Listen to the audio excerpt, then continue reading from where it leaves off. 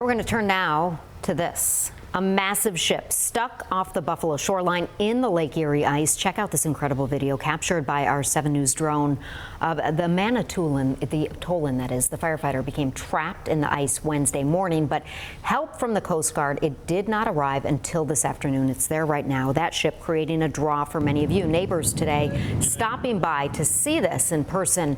And I turned the mic over to several people along the waterfront. I also spoke with the Coast Guard about the next steps to free that ship.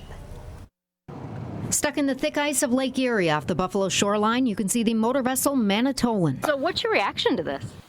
I'm actually surprised that it's stuck. I saw people driving by on this cold winter day just to take a look. I would think you could get through this ice. I was surprised to read it this morning. This is crazy. Yeah. How did I get... I asked Paul Angelillo with the U.S. Coast Guard that question. So what's next? What's the plan?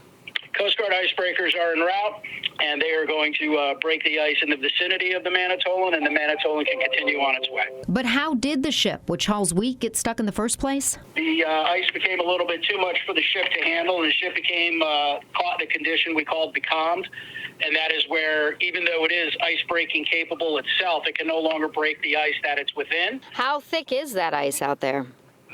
You know, I don't know exactly, but it's several inches thick. It's solid ice. And how many people are on the ship, and how are they doing? Manitoulin is doing fine. We speak to them every 2 hours. They're just hanging out, waiting for the Coast Guard to get there and break them out.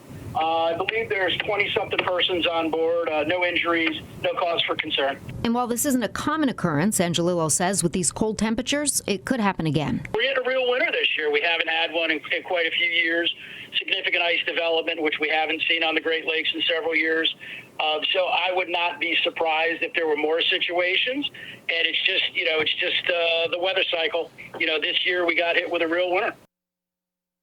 Well, I'm told the ship had just made a delivery of wheat. It is still stuck on the ice right now, but a few moments ago I did speak with the Coast Guard. They tell me that the icebreakers are working hard. They do expect to free that ship tonight.